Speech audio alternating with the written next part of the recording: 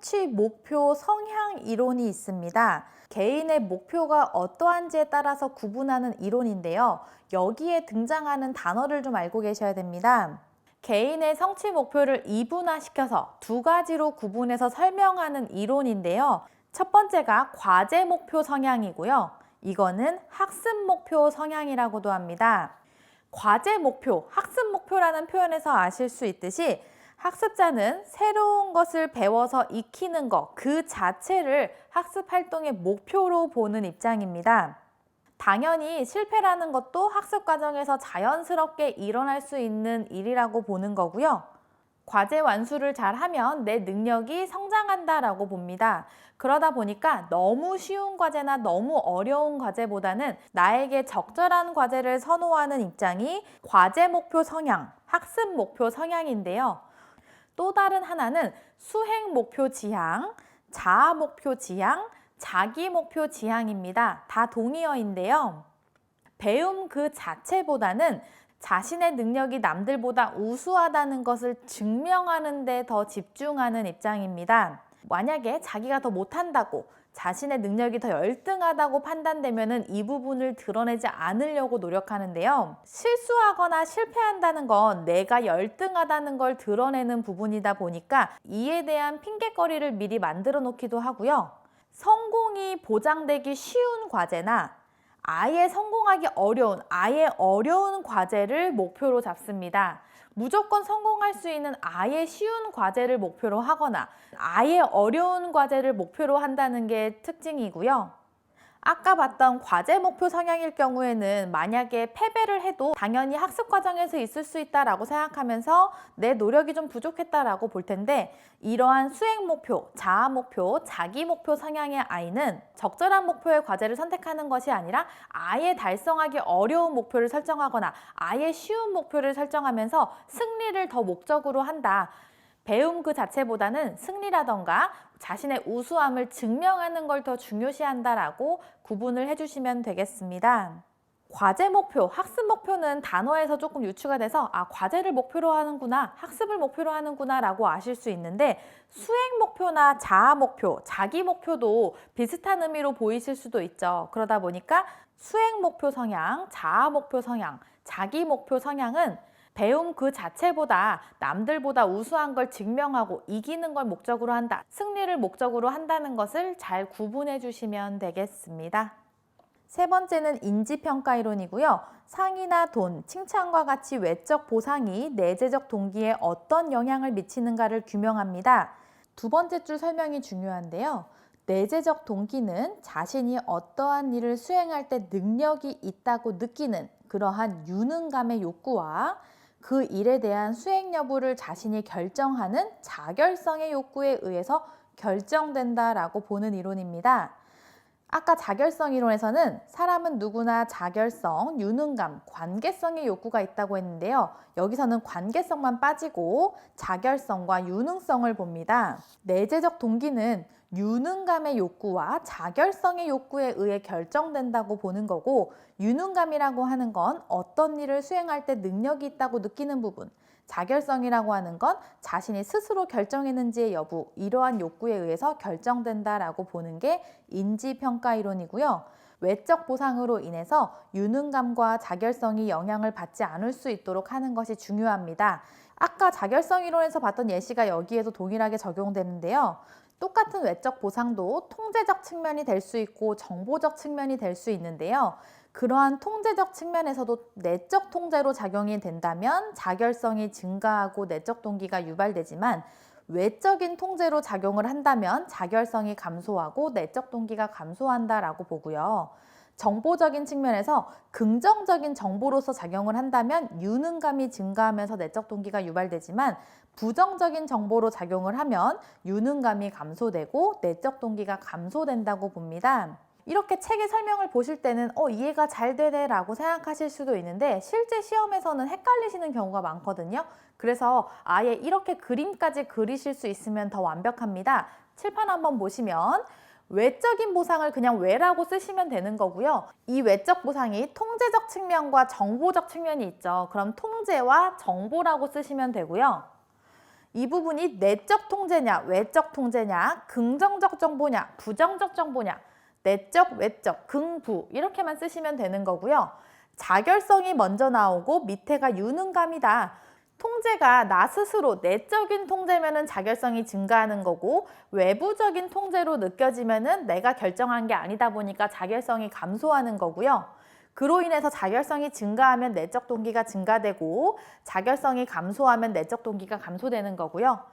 긍정적인 정보는 유능감을 증가시켜주죠. 유능감이라고 하는 건 어떤 일을 수행할 때 능력이 있다고 내가 유능하다고 느끼는 부분이다 보니까 긍정적인 정보, 칭찬으로서 해석이 되면은 유능감이 증가하면서 내적 동기가 증가하고요.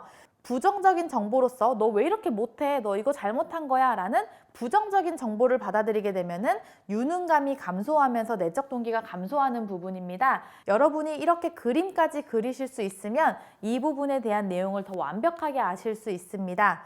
여기서는 뭐가 좋은 걸까요? 외적 보상을 통제적인 부분에 있어서 내적 통제로 느끼면은 좋은 거겠죠. 그리고 긍정적인 정보로 느꼈을 때 유능감이 증가하면서 좋은 부분이겠죠. 이렇게 알고 계시면 되겠습니다. 이거 외에도 동기와 관련된 이론이 굉장히 많아요. 사실 동기와 관련된 이론만 많다기보다 모든 부분, 성격 관련 이론이라던가 운동 제어, 운동 발달, 운동 학습 관련 이론이라던가 이러한 이론들이 굉장히 많아서 스포츠 심리학이 굉장히 어렵게 느껴지실 텐데요. 이론을 모두 다 완벽하게 하신다기보다 이론은 3번 정도씩 정독하시면서 출제된 이론을 조금 더 꼼꼼히 보시고 이론에만 너무 몰두하시기보다는 그 외에 중요한 내용을 더 잘 챙겨서 보시면 되겠습니다. 4번째로 귀인과 귀인 훈련이 있습니다. 귀인 이론은 중요해서 꼭 알고 계셔야 되는데요. 귀인의 밑줄을 쳐주세요. 발생된 사건의 원인을 무엇으로 지각하는가가 그 사건에 대한 개인의 동기를 결정한다는 이론입니다. 귀인의 밑줄 치셨고요. 첫 번째 줄 설명에 원인의 밑줄을 쳐주세요. 무엇을 원인으로 보는지 원인 규명하는 부분인데요. 승리와 패배의 원인을 인과성과 안정성, 통제성의 차원으로 분석합니다. 인과성, 안정성, 통제성의 밑줄을 쳐주세요. 원인을 내적인 부분으로 볼 것인지 외적인 부분으로 볼 것인지가 인과성이고요. 안정성이라고 하는 건 안정적인 요인으로 볼 것인지 불안정적인 요인으로 볼 것인지고요. 통제성이라고 하는 건 통제가 가능한지의 여부를 보는 부분입니다. 이러한 차원으로 승리와 패배의 원인을 분석하는데요. 이러한 귀인에 있어서의 중요한 4가지 소재가 능력, 노력, 과제, 난이도, 운입니다. 이 부분은 표에 나와 있는데요. 자, 표 밑에 있는 설명을 먼저 보실 텐데요. 안정성을 기준으로 구분한 부분입니다. 성공, 즉 승리를 했을 때 안정적인 요인으로 귀인을 한다. 안정적인 요인을 원인으로 보면은 미래의 성공을 예상할 수 있습니다. 안정적인 부분은 그대로 계속 안정적으로 가는 부분이다 보니까 계속적으로 성공할 수 있게 되는 미래의 성공을 예상할 수 있는 부분이고요. 내가 성공을 했는데 이겼는데 노력이나 운과 같은 불안정적인 요인으로 이겼다고 본다면 그 다음에 다시 성공할지 안 할지 불확실하겠죠. 그렇게 불안정적인 요인을 원인으로 보면은 미래의 성공이 불확실해지는 거고요. 실패를 했을 때 안정적인 요인을 원인으로 보는 거예요. 나의 능력이나 과제 난이도 같은 게 안 돼서 실패했다. 이렇게 안정적인 요인이 나의 실패 요인이다라고 보면은 이 부분은 내가 쉽게 변화시킬 수 있는 부분이 아니다 보니까 미래의 실패가 예상될 수 있는 거고요. 내가 실패를 했을 때 불안정적인 요인, 너 정말 잘했는데 노력이 조금 부족했어. 아니면 운이 조금 안 좋았어. 이렇게 원인을 본다고 하면 실패했어도 그 다음번엔 이길 수도 있다라는 생각이 들 수 있겠죠. 그러다 보니까 미래의 실패가 불확실하다. 즉 미래에는 성공할 수도 있다라고 볼 수 있습니다. 이렇게 성공의 원인, 실패의 원인을 어디에 두느냐에 따라 미래의 성공을 예상할 수도 있고 미래가 불확실하게 보일 수도 있는 부분인데요. 지금은 안정성을 기준으로 적어 놓은 거고요. 승리와 패배의 원인을 인과성, 안정성, 통제성의 차원으로 분석을 하고 결국 나오는 부분이 동그라미 3번 귀인 훈련의 결론입니다. 이 부분에 별표를 쳐주세요. 성공의 원인은 내적이며 통제 가능하고 안정적인 요인으로 해석하는 것이 좋고요. 실패의 원인은 내적이며 통제 가능하고 불안정적인 요인에서 찾는 것이 좋습니다. 성공의 원인에 밑줄 쳐주시고요. 내적, 통제 가능, 안정적인 요인에 밑줄 쳐주시고요. 실패의 원인에 밑줄 쳐주시고 내적, 통제 가능, 불안정적 요인에 밑줄을 쳐주세요. 귀인 훈련을 해서 결국에는 성공의 원인을 능력이라고 유도하고 실패를 했을 때는 노력 부족이라고 유도하는 것이 좋다. 실패의 원인을 능력이나 자질 부족 때문이라고 생각하지 않도록 해야 된다라고 나와 있습니다. 성공의 밑줄 쳐주시고요. 그 옆에 능력의 밑줄 쳐주시고요. 실패의 밑줄 쳐주시고 노력 부족의 밑줄을 쳐주세요. 결국 성공의 원인은 내적이면서 안정적인 것으로 유도하는 거고요. 실패했을 때는 내적이면서도 불안정적인 것으로 원인을 유도하는 것이 좋다라는 겁니다. 그러다 보니까 성공했을 때는 능력 덕분이다. 실패했을 때는 노력 부족이다. 전략이 미흡했다 정도로 원인을 유도해 주는 것이 좋고요. 표를 한번 보시면요. 귀인의 4가지 소재가 나와 있어요. 능력, 노력, 과제, 난이도, 운이 나와 있는데요. 능력이라고 하는 거는 잘 변하지 않는 능력이죠. 신체 조건이라던가 그 사람이 갖고 태어난 능력이다 보니까 안정적이면서도 내적 요인이고 통제가 불가능하고요. 노력이라고 하는 건 내적인 요인이지만 불안정적이면서 통제가 가능한, 내가 노력하면 충분히 변할 수 있는 부분인 거고요. 과제의 난이도는 내가 정할 수 없죠. 그러다 보니까 과제의 난이도는 외적인 요인으로서 잘 변하지 않는 안정적이고 통제 불가능한 부분이고요. 운이라고 하는 거는 외적인 요인이지만 언제든지 변할 수 있는 부분으로서 불안정적인 요인입니다. 이 중에서 내가 통제할 수 있는 건 노력인데요. 인과성, 안정성, 통제성의 부분에서 능력이 어디에 속하는지, 노력이 어디에 속하는지, 과제 난이도와 운이 어디에 속하는지 설명을 듣거나 내용을 보면 이해가 가실 수 있는데요. 실제로 시험 보실 땐 이 부분도 굉장히 헷갈립니다. 그러다 보니까 이 부분도 여러분이 아예 그림을 그리실 수 있으면 좋은데요. 예전에는 이런 걸 설명드릴 때 내용만 설명을 드리고 넘어갔었어요. 근데 여러분이 시험 보실 때 공부했던 내용에서 시험 문제가 나왔는데도 틀리면 그게 가장 아깝거든요. 내가 공부를 안 한 데서 나온 문제를 틀리는 건 하나도 안 아까운데 내가 공부한 데서 나온 문제를 틀리는 게 제일 아깝죠. 그러다 보니까 제가 설명을 드리고서 여러분이 이해하실 수 있도록 또 해드리지만 결국은 이렇게 그냥 간단하게 암기해버리세요 라고 알려드리는 게 몇 가지 있어요. 이런 거는 설명이 이해되기도 했지만 시험 볼 때 헷갈리실 수도 있고요. 잘 출제되는 내용이기도 하고요. 그림으로 그리면 훨씬 간단하기 때문인데요. 귀인 이론에 대한 문제가 출제됐을 때 여러분이 한쪽 구석에 이렇게 그리실 수 있으시면 돼요. 안정, 불안정, 내적, 외적이라고 먼저 쓰시고요. 그 다음에 능력, 노력, 과제 난이도, 운을 이렇게 써놓으시면 돼요. 이 정도 암기하시는 건 어렵지 않으실 거예요.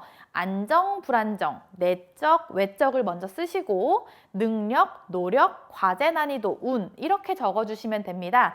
그럼 이 중에서 통제 가능한 요인은 노력 하나였죠. 노력에만 통제 가능이라고 적어주시면 돼요. 능력이나 과제 난이도, 운은 통제 불가능이었죠. 이렇게만 그리실 수 있어도 여러분은 귀인 이론의 80%를 정확하게 안다라고 보시면 됩니다. 귀인 이론은 승리와 패배의 원인을 내적인 부분, 외적인 부분의 인과성과 안정성과 통제성의 차원으로 분석했던 거고요. 귀인의 요소가 이렇게 된다. 그리고 결과적으로 귀인의 결과, 성공의 원인은 능력, 즉 내적이면서 안정적인 능력으로 성공의 원인을 보고 실패했을 때는 내적이면서 불안정적인 노력 혹은 전략 미흡으로 유도해라. 성공을 하든 실패를 하든 외적 요인의 원인을 두면은 다음번에 더 불확실해지고 불안하겠죠. 그러다 보니까 외적 요인이 아닌 내적 요인으로 성공과 실패의 원인을 둬야 되는데요. 만약에 성공했을 때는 계속 성공할 수 있다는 믿음을 주기 위해서 내적이면서 안정적인 능력의 원인을 두는 거고요. 실패한 경우에는 내가 변화시켰을 때 성공할 수 있는 부분에 원인을 둬야겠죠. 그러다 보니까 내적이면서도 불안정적인 노력의 원인을 둔다. 이렇게 알고 계시면 되겠습니다. 다섯 번째, 동기 유발의 방법이고요. 이쪽 내용은 읽어보시면 다 이해가 되실 거예요. 이론에 근거한 동기 유발 전략으로 이런 게 있고, 행동 수정 전략으로 이런 게 있고, 인지 행동 전략으로는 이런 게 있다. 그리고 가장 중요한 거는 내적 동기겠죠? 내적 동기의 전략으로는 이런 게 있다라고 읽어보시면 되고요. 동기 유발 시의 유의사항입니다. 성공이나 승리를 최대한 많이 경험할 수 있는 기회를 만들어줘야 된다. 당연히 실패하는 경험보다는 성공하는 경험을 많이 주는 게 동기를 유발하는 데 더 좋고요.